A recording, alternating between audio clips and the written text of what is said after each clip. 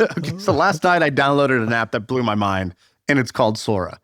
And I don't say that casually. I'm not trying to be an AI thought leader who's like, holy crap, the new model is so unbelievable. They just changed the game. No. This app was weird. Weird in a way that hasn't settled yet. I feel like I can rule the world. I know I could be what I want to. I put my all in it like no days off. On the road, let's travel, never looking back. So basically OpenAI, the makers of ChatGPT, have released a new app called Sora. And when you hear it, I think the first reaction is a big eye roll.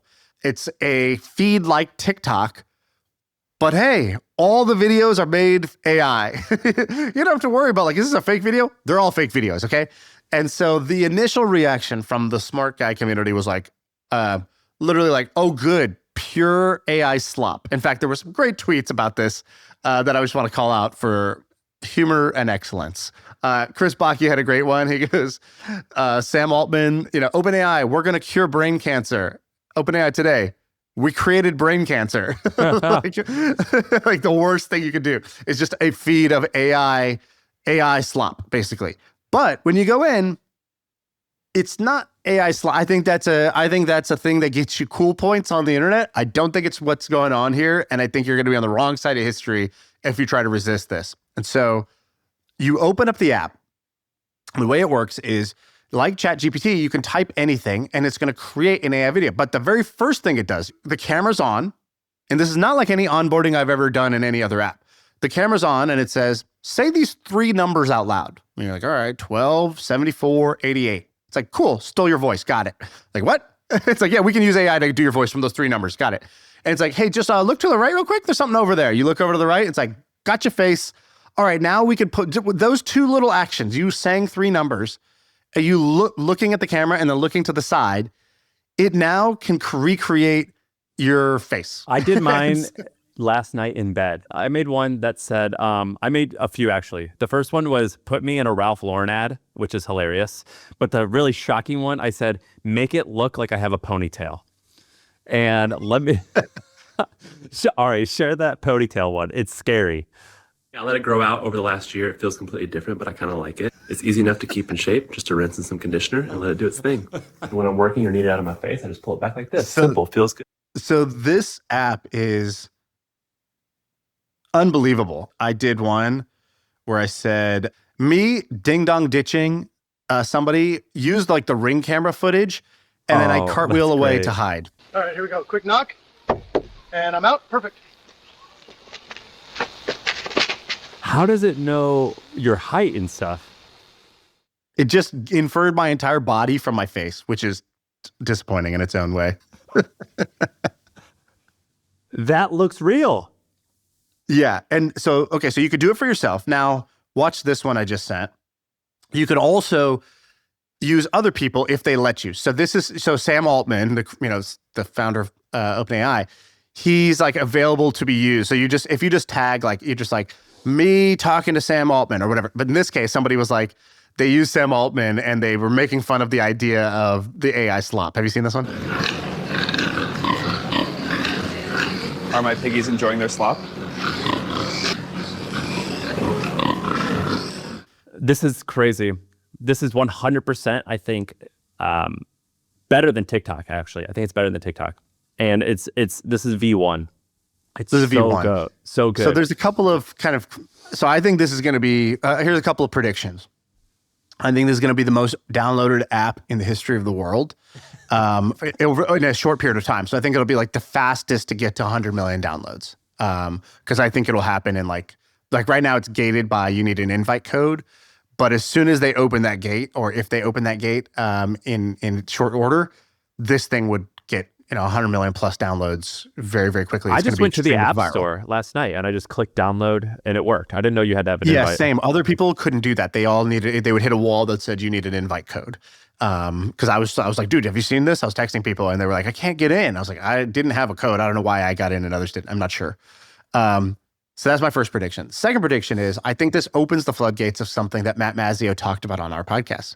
So I did an episode with Matt about AI. Matt's totally He's so far down the rabbit hole. I'm like, Matt. And it's like, Matt. It's like echoing down the rabbit hole. And he was talking about AI and he goes, the crazy thing about AI is we are so early, and I don't mean just in terms of how smart it's going to be. We're so early because every AI tool right now is single player. He's like, ChatGPT is just a tool you use yourself. And same thing with the image creators, and same thing with almost all of the tools are still single player. But the internet has showed us that like all the most powerful apps, they're multiplayer. The things you do with other people, whether it was Facebook and social networking, whether it was Uber connecting you with drivers, or Airbnb connecting with other people, Slack where you chat with your teammates. Like, it's crazy that none of the AI tools are really multiplayer today. And so he's like, I'm waiting for that. Like, that's the next wave. That's the big thing. This was one of the first AI native things where I'm like, oh yeah, I'm going to be using this with other people. Like last night, me and my friends were basically like creating videos of each other, making each other laugh. It was like so easy just to do that back and forth and get it there. You know, you get a tag, you got tagged. Somebody made a video of you. It's like, dude, I have to go look at that. I can't not look at that. Like, so, hey, here, somebody hold this baby. I got to look at this video somebody made of me, right? It's like one of the most like strong pulls. And if you remember, one of the big growth levers for Facebook was when they introduced photo tagging. So they made it super easy where not just you could upload photos, that's a solar player experience, but when you could just click on somebody in the picture and write their name, and then you would get an email, whether you used Facebook or not, that would say, Shaan just uploaded a photo and tagged you in it. And you're like, oh, I got to go see what this picture is. Like, that's out there for everybody to see. That created this insane growth loop for Facebook. I think that's what's going to happen with this. When you lived in China, did you, I forget what they call them, but what are the apps that are like, I think it's WhatsApp is one of them, where they're like an everything app where WeChat. Super apps. WeChat. So like with the WeChat, it's hard to understand in America, but they call it an everything app because you could you chat with your buddies, you order groceries, and you send money. Like, what is that right? You pay your electricity bill, you can buy furniture, you can do anything you want on that app. So I downloaded this thing, or I signed up for ChatGPT Pro or whatever the most expensive one is, because they have this new thing called Pulse. Have you used Pulse?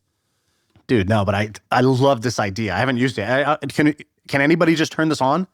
You have to pay money, so it's expensive. I think it's $100 or $200 a month, but basically, like, I tell it what I'm into, or it gets to know me. And every day when I wake up now, I mean, I'm on ChatGPT all day anyway. Now in the morning, I pull up Pulse, and it's sort of like my news feed, except it's all tailored for me. So like, I'll tell it I'm interested. I'm reading this particular book that interests me, and I see like relevant articles that it has written. So it's the journalist, and it's like Apple's news feed, except it's also the journalists.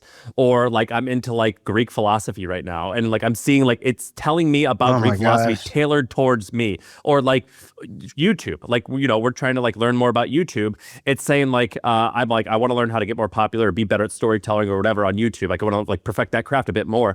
It writes articles based off of the conversations that I've had with it. So when we do this podcast, we'll use ChatGPT to research and come up with story ideas. It's giving me daily articles based off that, which is insane. And so like, they should have just called this Ben Levy, because this is what Ben Levy does. Ben gets to know you. He knows what your interests are, what your dreams are. He knows what you're working on right now. And every day he'll just text you useful, interesting things and celebrate your success and like help. Hey, here's a tweet I saw that's relevant to the thing you're talking about. Hey, here's an article that talks about how to do that thing you were talking about. Now Ben has to compete with AI because AI is doing that. And this is the first example of a super app. Now I'm starting to get it, where I'm like, everything's going to be on here. And frankly, like, I'm a free market guy. This is scary.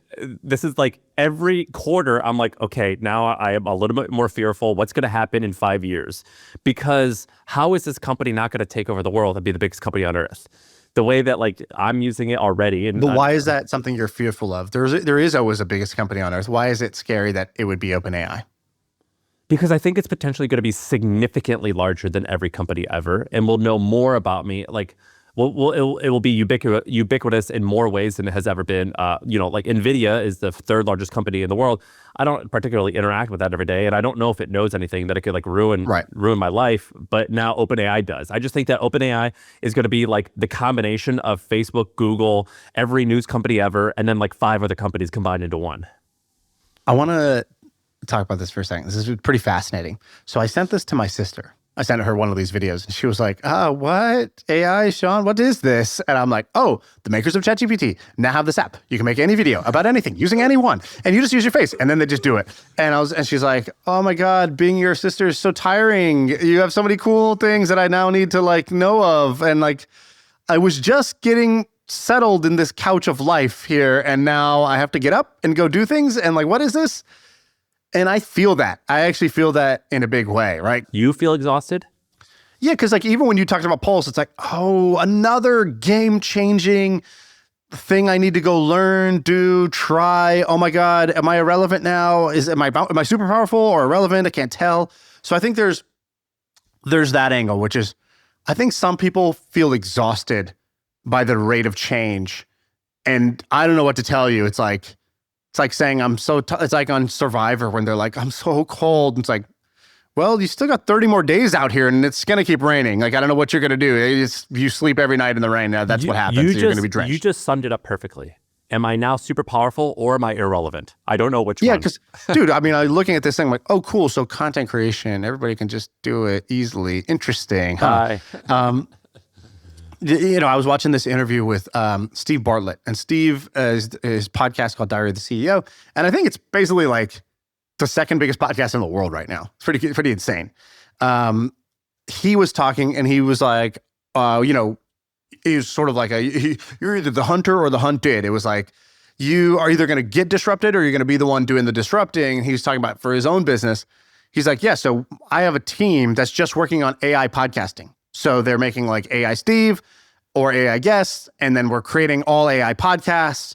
And he's like, we are testing them with ad spend to see, do people watch the AI podcast as much as they watch the normal podcast? He goes, before it was like, no, it was really bad.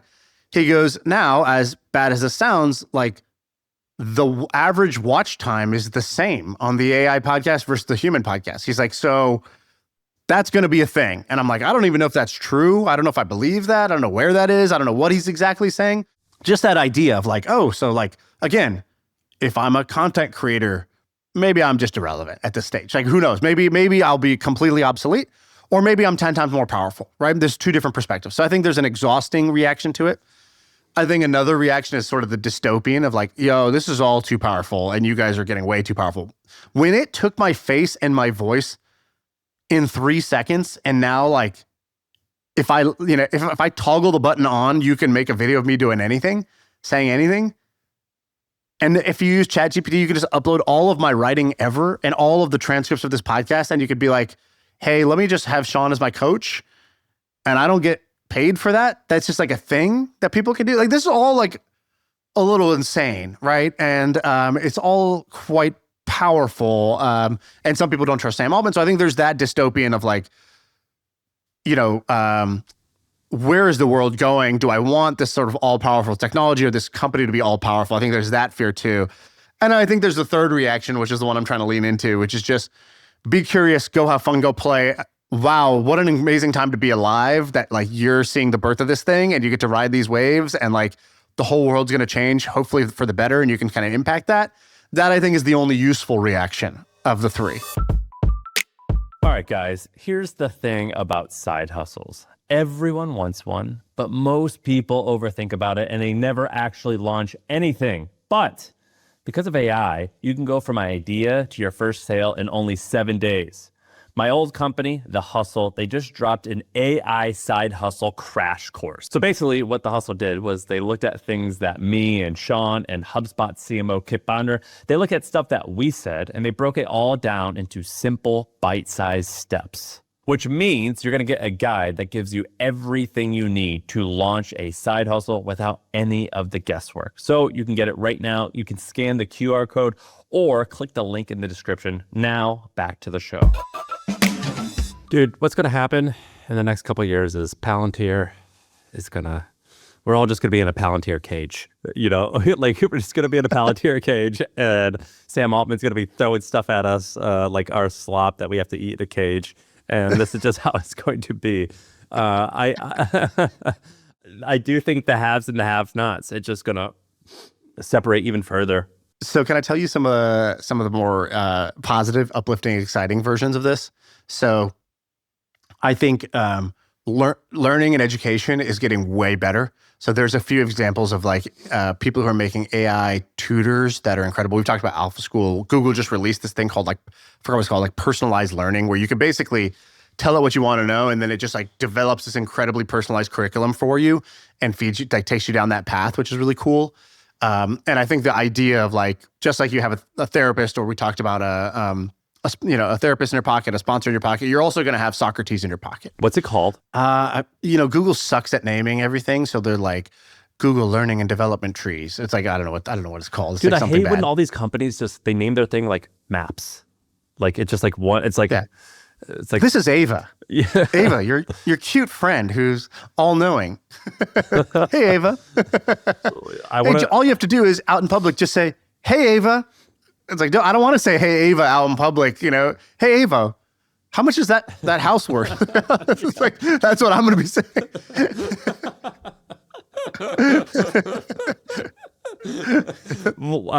I want to. Hey Ava, does she have an OnlyFans? Thanks, Ava.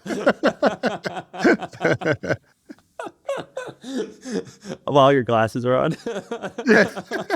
Hey, can you hold still for a second? Yeah. Hey Ava, Record. Hey, can you turn this on? Oh, I'm out of range. Hold on. Let me get closer to your face. Do you ever gawk? Like, you ever see like a crime and I'm like whenever I see a police officer doing something, I just am I'm just like, Sarah, let's go gawk. Like, I'm just like, like, hey, can you guys? I just overestimate myself. I'm like, you guys need a hand with anything? Can you guys explain what's going on? Like, what did he do? What did he do? I'm just like, shamelessly, I'll just go up to someone and be like, can you give me a play-by-play? Dude, by the way, that's one of the best Sora prompts is use body cam footage to show me doing X, and it's a cop body cam that's following you. It's so good. Let me tell you a story, and then I want to ask you a question. I was with someone recently this past weekend, and we were watching a baseball game, and in between each inning, he would like look on his phone and like start messing around and doing stuff. And then during the game, I would hear like ka-ching or like a buzzer noise. And I was like, after 4 innings, I was like, what are you doing? And he was like, oh, I'm betting like $3 or $5 between each inning on what's going to happen over the next inning.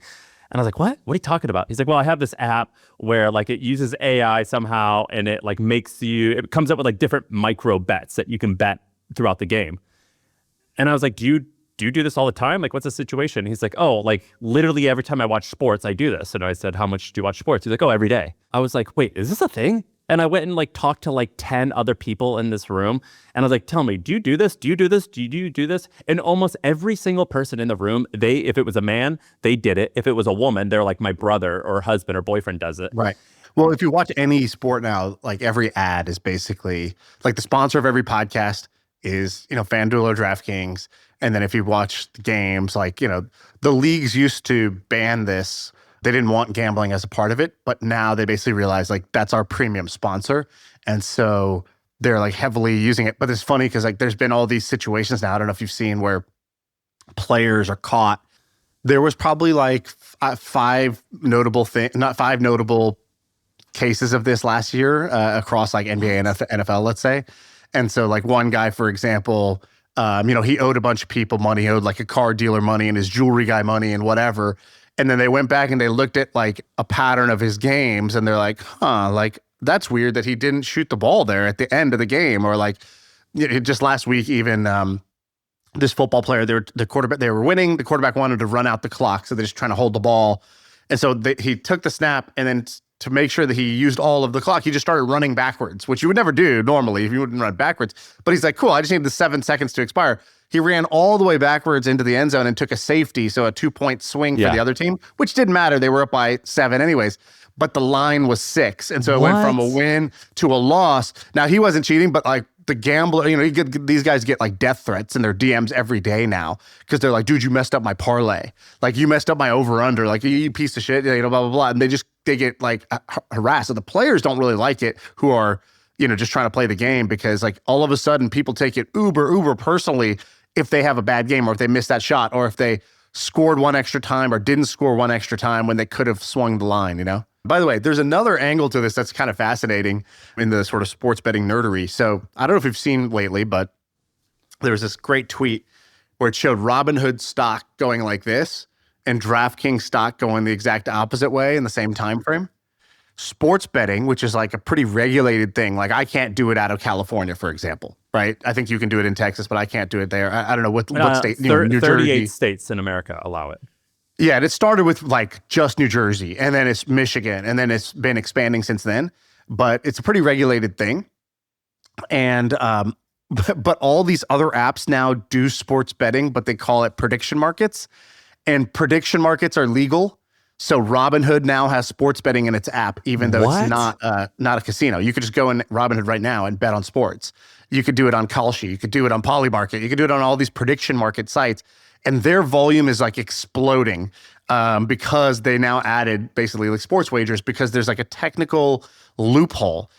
In sports betting, you're here's the distinction. So sports betting, you're wagering directly on the outcome of the game, $100 on the Warriors to win. So this is regulated under U.S. gambling laws by the state gaming commissions. Prediction markets are seen as a financial market where you're trading the future, like trading futures or stocks, not a bet. So you are buying and selling shares of an outcome. That's insane. I don't know man. why that's any different, but it's basically calls it like, it's almost like a commodity basically. So all these apps were able to add it as prediction markets rather than sports betting. And so now it's in more places than it was before, and it's easier to access than it was before. Listen up. The old playbook is slowing you down. AI broke the funnel. Loop marketing fixes it. It's a new era for marketers. AI is capturing search traffic, channels are fragmented, and generating leads feels less predictable than ever before. HubSpot's Loop Marketing Playbook will guide you through this unprecedented disruption. It's the system your marketing teams should use to move faster, connect deeper, and grow smarter. The modern growth playbook for the AI era. Built by HubSpot, designed for today's marketer. Get the Loop Marketing Playbook at HubSpot.com/loop-marketing to find out more and leave your competition behind. All right, back to the pod.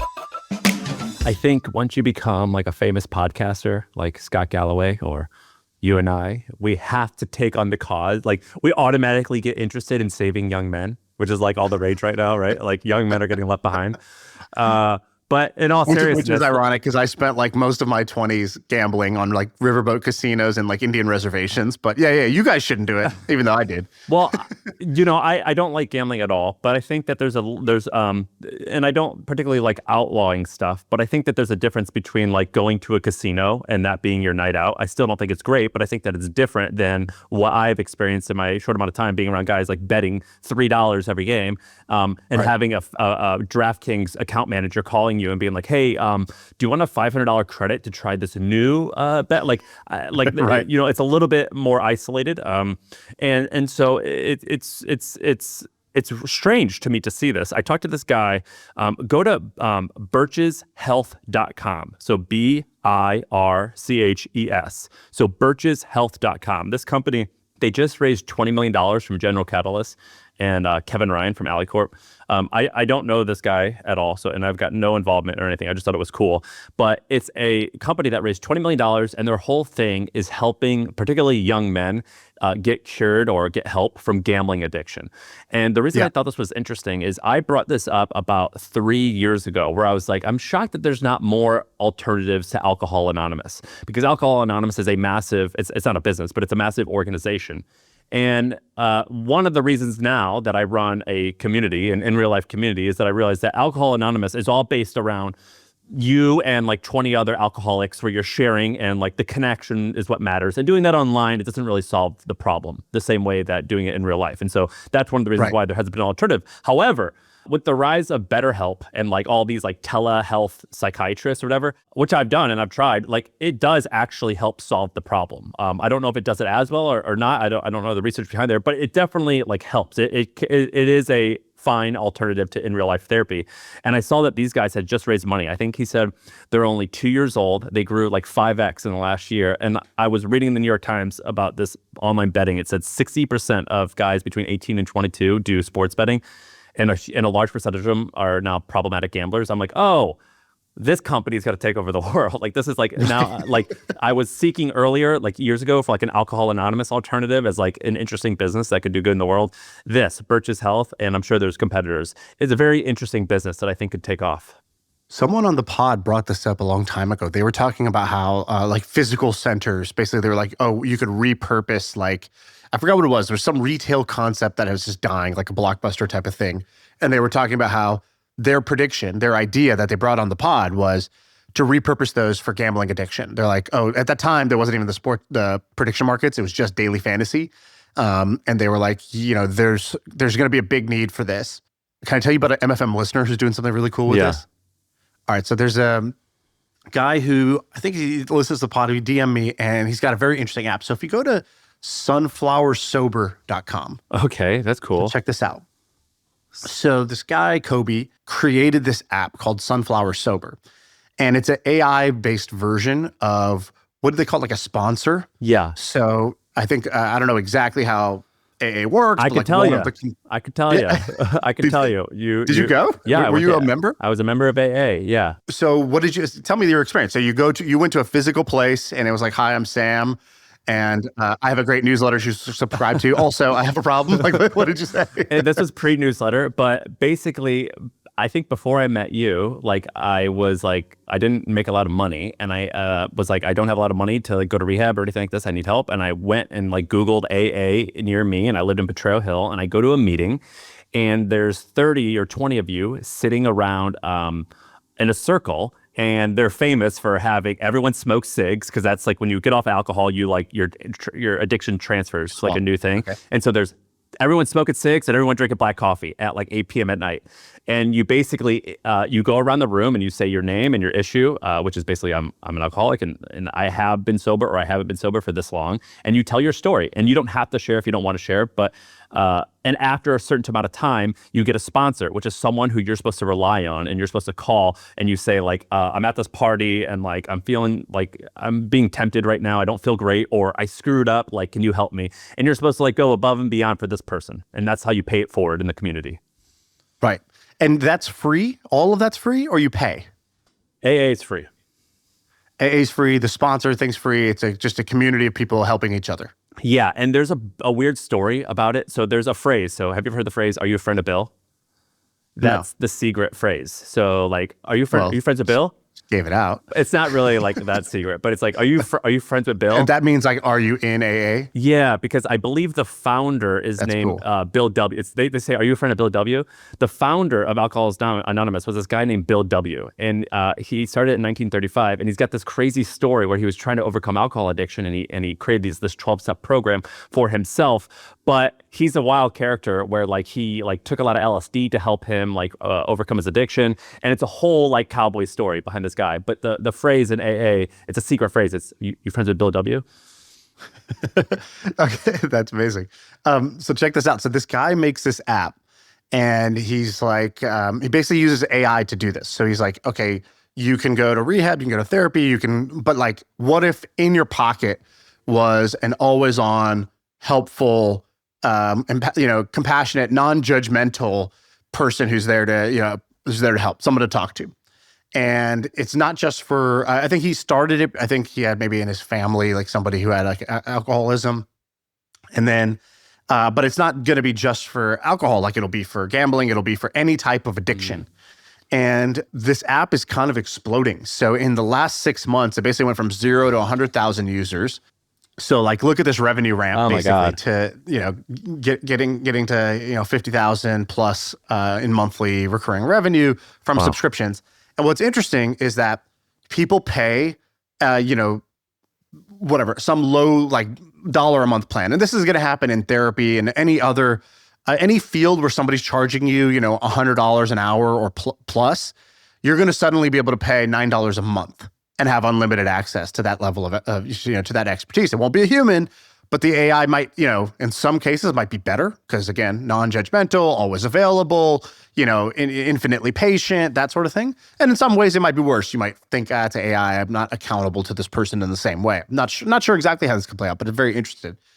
And He's grown it. And if you go look on Reddit, people are talking about this. There's a very big market for this. And one of the things that this business does, where some of the revenue can come from, is he passes the leads on to like anybody who's looking for like, if you're looking for, let's say, like a more clinical solution, because I think there's like drugs that will help you as well if that's the right treatment for you. And so you can actually, and he might be able to go vertical. So he might be able to start his own clinic underneath, and all of a sudden you have this kind of either free or, $10, $20 a month type of consumer who suddenly is worth 10 times as much to you as a customer.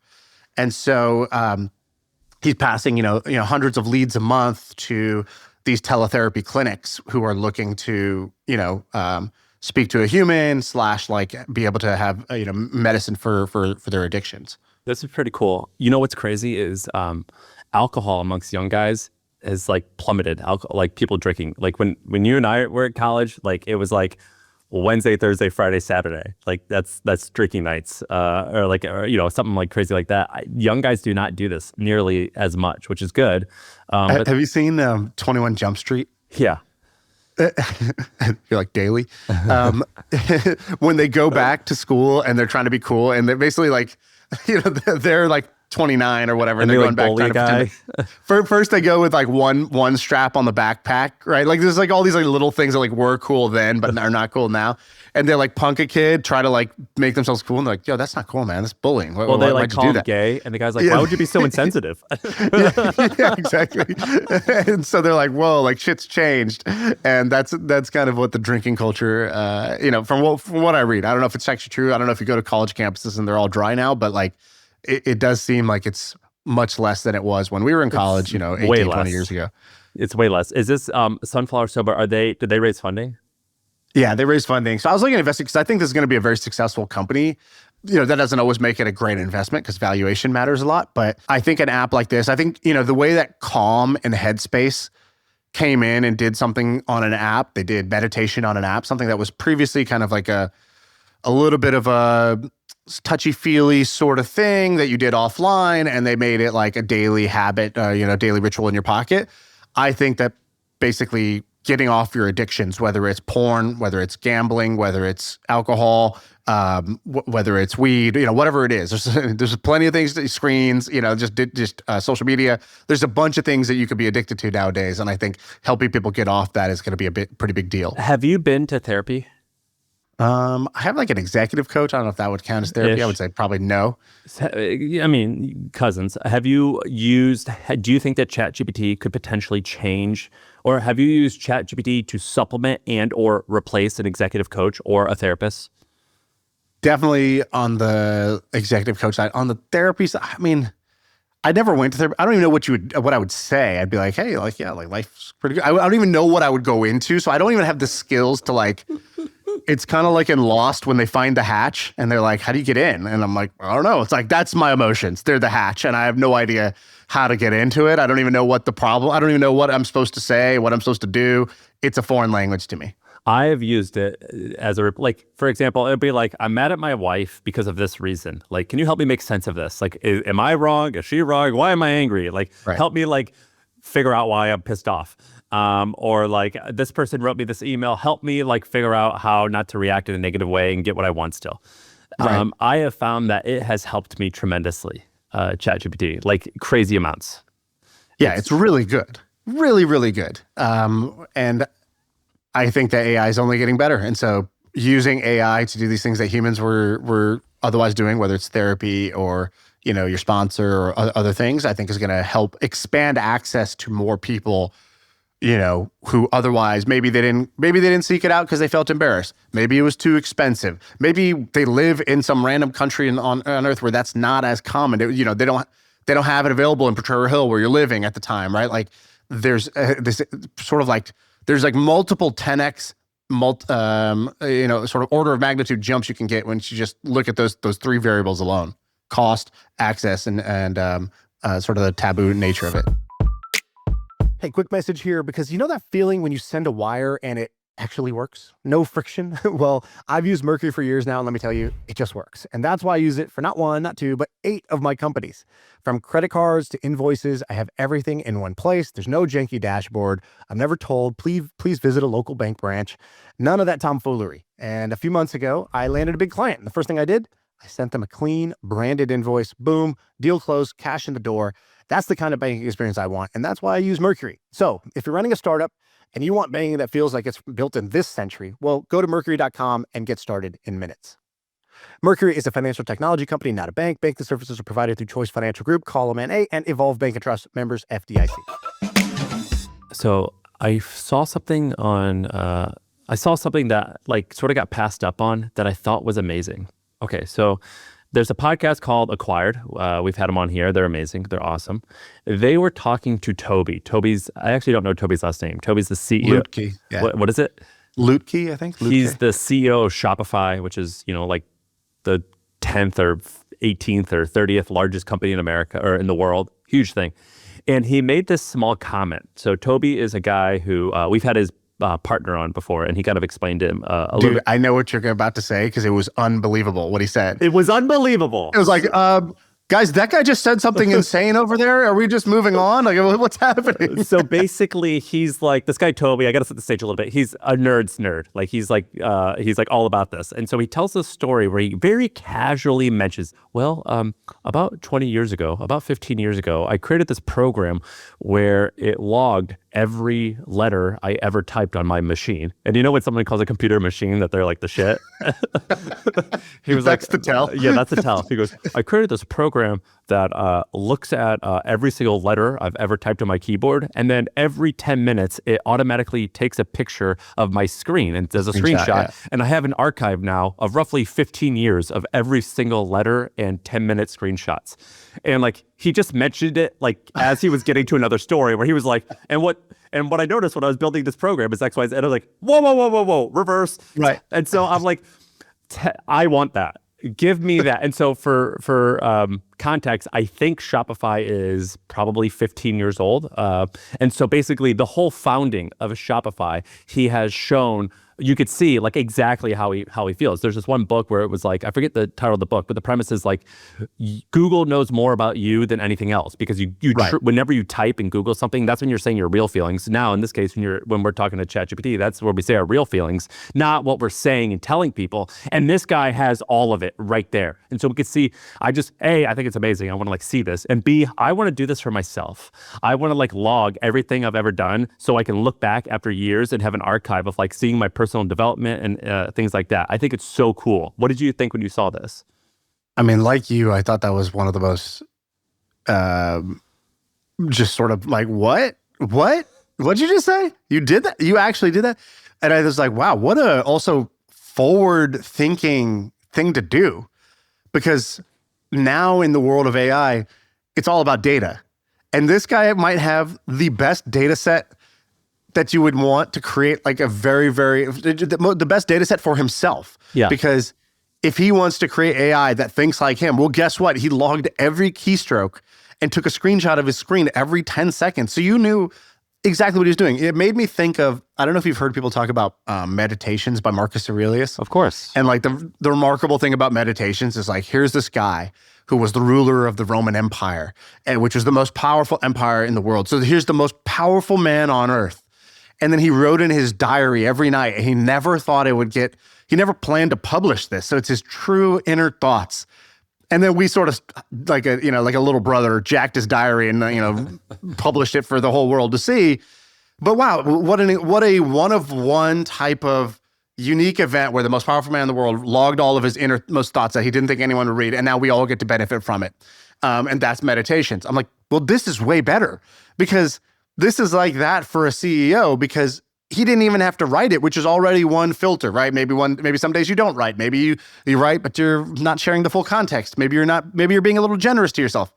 Versus every keystroke, everything I looked at, every distraction, every tab I open. I can't believe that he did this. And also he didn't say what he's doing with it, but I'm pretty fascinated to find out what that is. Me too. I think it's amazing. So like I'm big into this. So like I have a secret, I call it my secret YouTube, where I make like I you know how like in your phone when you like film your kids, you typically only do like a 10-second video of them doing something cute. I love home videos. So like remember when your dad like Where had you just keep the camcorder on? well, keep it on for like 10 minutes.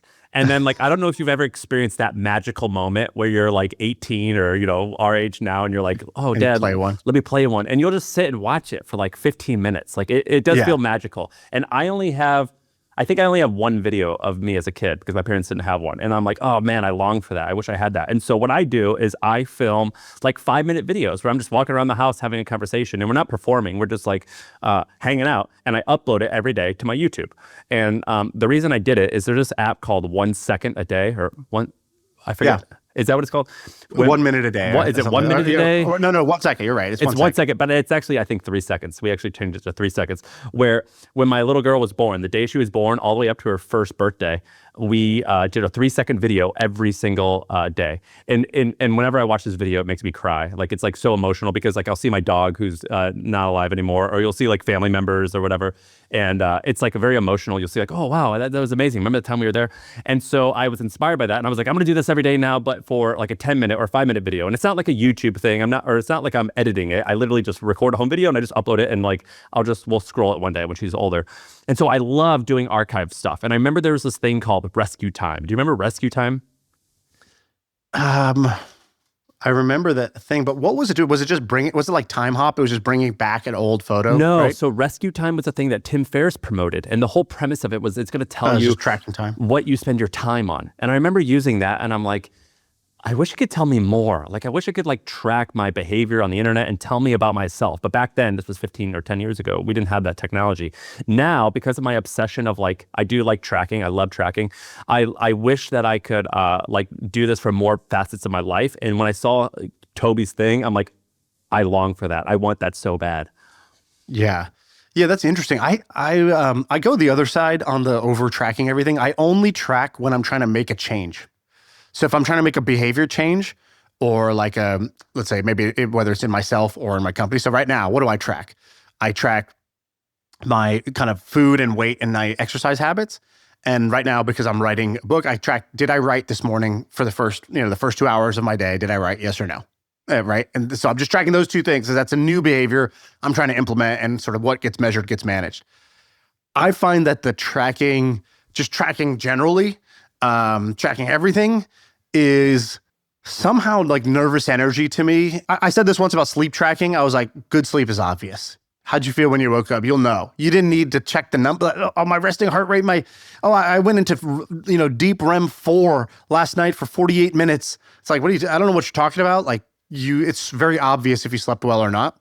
Then again, I think Oura has sold like 20 million rings or something like that, right? Insane. So there's obviously like a sort of insecurity or nervous energy you can tap into of people who are hobbyists who enjoy knowing more about themselves. I'm not talking about that type of quantified self. I'm talking about tracking as in memories. Like I like looking back. Like for example, I have clothes from when I was a kid that my little girl wears now, and I'm like, oh, that makes me feel special. I'm so happy I saved it. Like like I'm talking about like memories, like memories. I don't wear an Oura ring. I don't wear. But you were talking about like RescueTime, right? That's more time tracking. That like is. Rob Dyrdek, right? When Rob Dyrdek came on, he goes, I track every minute of every day. No, I'm not talking about.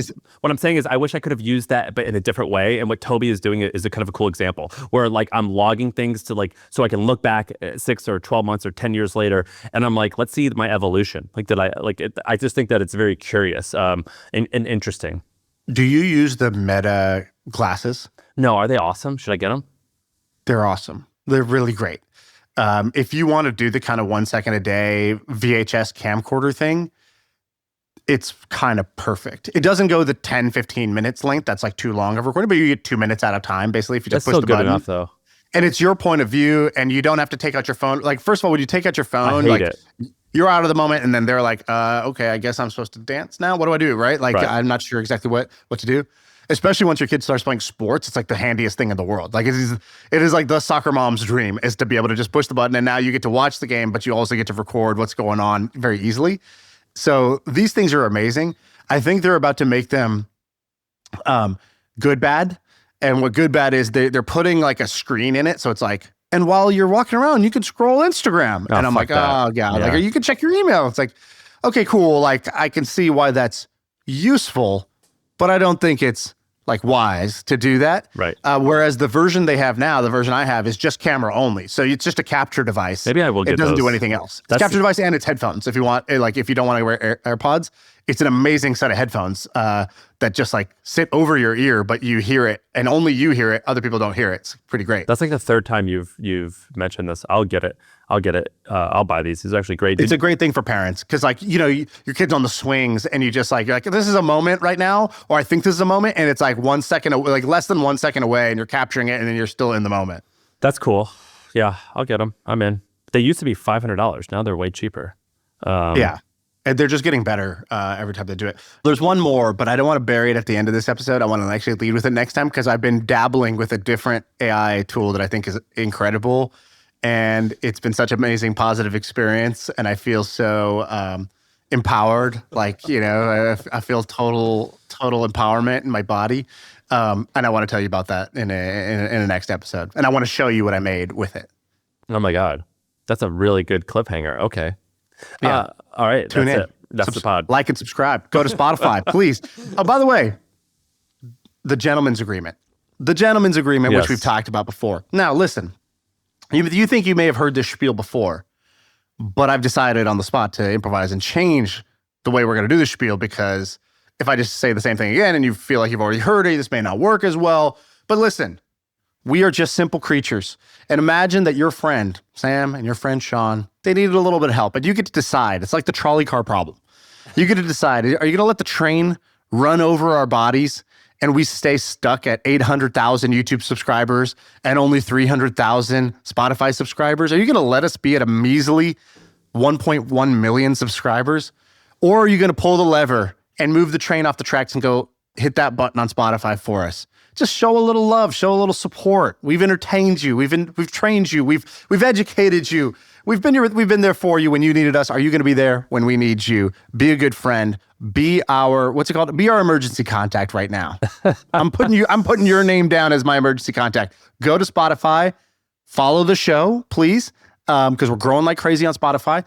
And Spotify's got video, Spotify's got audio, and it also has comments, and there's a polls feature. We're going to put up a poll with this episode. Answer the poll. We're answering all the comments in Spotify right now. That's the new platform where we're excited about. What do you want the poll to be? I think in this, it's the your reaction to the AI ideas we have on here, and the options are going to be, oh my God, this is too much, or may I have some more slop, please? Those are your two options. All right. Or it could be like shit, we're fucked, or shit, this is awesome. Yeah. Those are really the only two. And somehow I'm having that reaction at the same time, which is a very weird feeling. All right. That's it. That's the pod.